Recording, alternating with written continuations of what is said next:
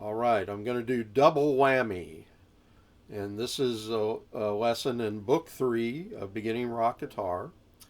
And it involves a barred A chord and then a G chord and then other chords. But I'm just going to play through it and then I'll talk more about it. All right?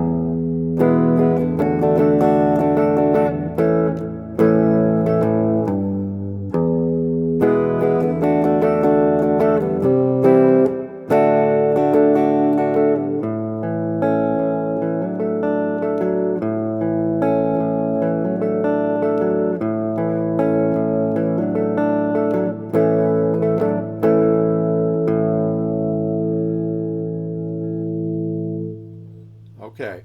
This is a good lesson in so many ways. We're getting more into 16th note rhythms.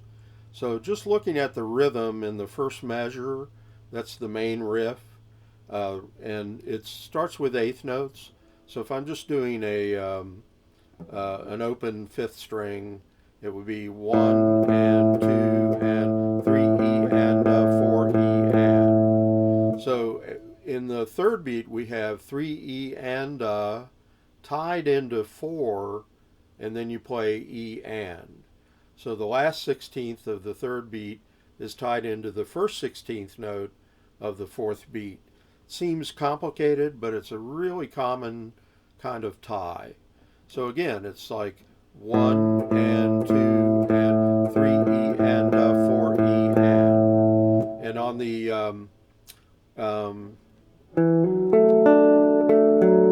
when you do the 3 E and, the first two sixteenths are hammered. So your pick is hitting kind of like an eighth note, but you're hammering two sixteenths. And so the picking there is really important. And actually, in the book, I didn't put the picking in. I should have, but it's like down, hammer, down, up, down. So it's down, down, up, down. And on the first four eighth notes, I would go down, down, up, down, down, down, up, down, down, down, up, down, down, down, up, down. So another thing that's really good about this is that in rock guitar, you often have this kind of chord embellishment where, say, you're barring the A chord and then you're hammering, like the Rolling Stones did that a lot. That one song by Free, like.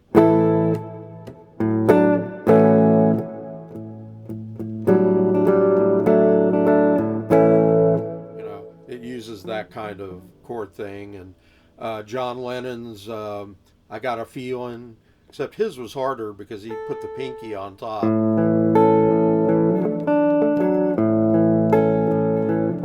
It's very similar to what this riff is. I can't remember what his riff was exactly. It was probably a little different. And then we're moving it to G, which we're doing really basically the same thing, except we're doing open strings. So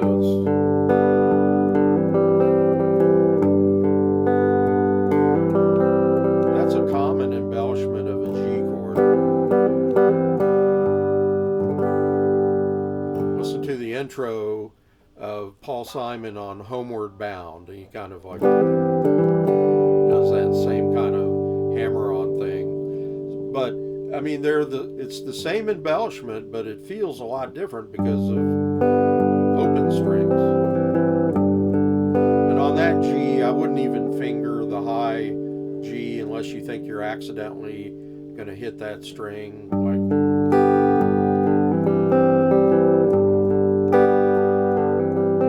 I mean, you don't want to, but I don't even finger it. I just finger the third finger on the bass.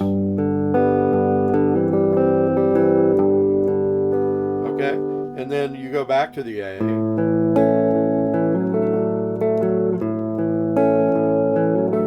And then kind of a blue note where you're pulling, bending, down, down, up, down, up, down, up, down, up, down, down, down, up, down,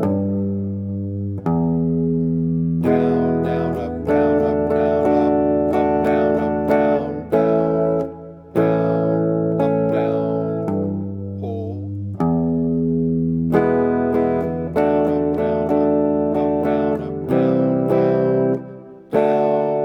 down, up, down, up. So be careful in the rhythm there. A lot more sixteenths.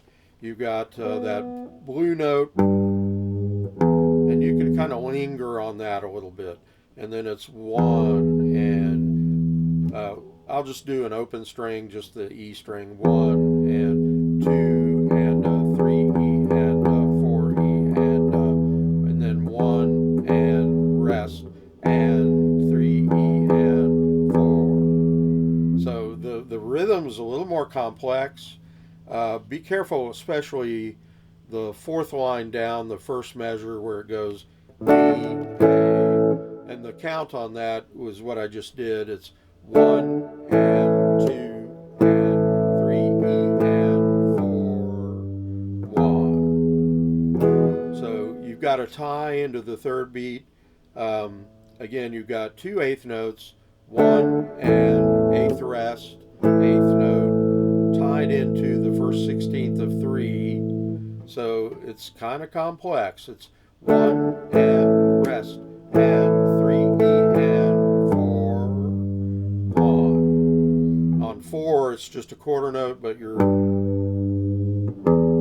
that pulled note or blue note there, kind of rockabilly sound. And then, so anyway, that's, let me just go over that one more time. So after you do you come back to your, sorry, you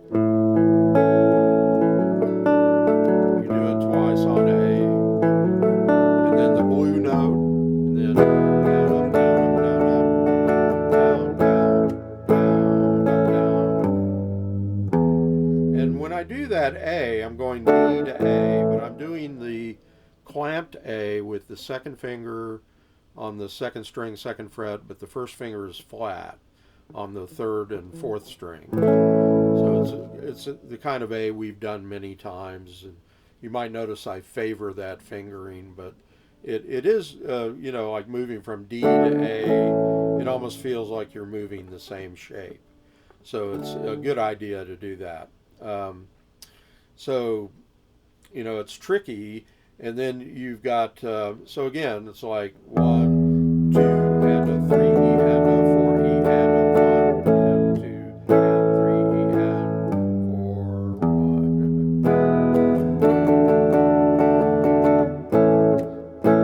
Up, down, down, down. And then it goes to a C chord.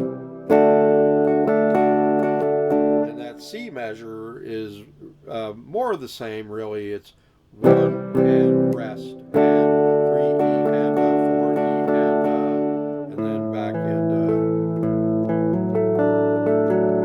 the original riff, double whammy,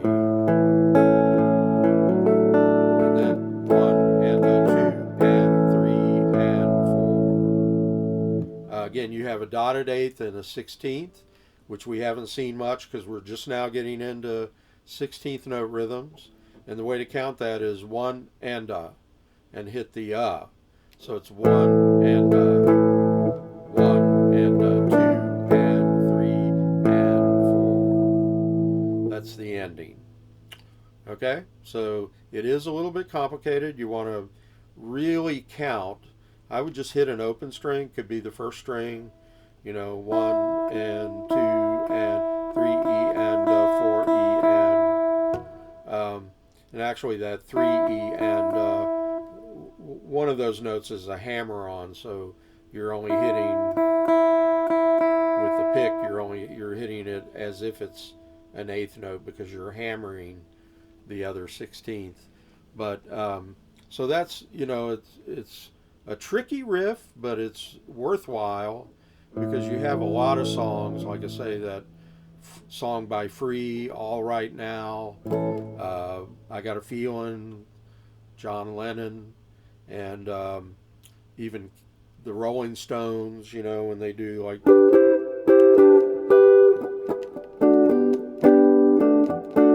do a lot of that. And I call it a double whammy because you're putting two fingers down. You're putting the second and third fingers down,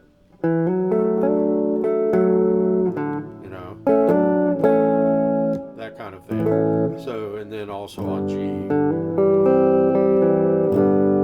So it's sort of like a suspended chord, but in a suspended chord, you're just doing the second finger, not the third finger. When you put the third finger in it, it's really becomes a D chord with an A in the bass. And then when you do it on G, and you hammer these two, it's a C chord with a G in the bass.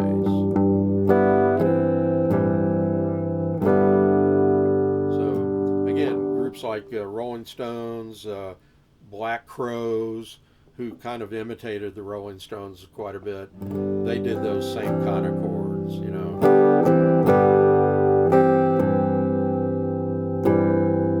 really cool sounding chords.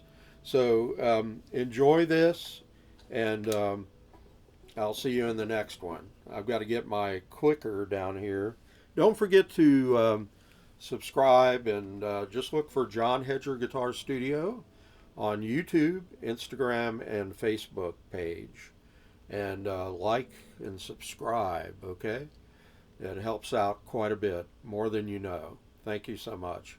I really appreciate your patronage, and hopefully you're getting something out of these videos. Please leave a comment, and we'll see you in the next one. All right. Take care.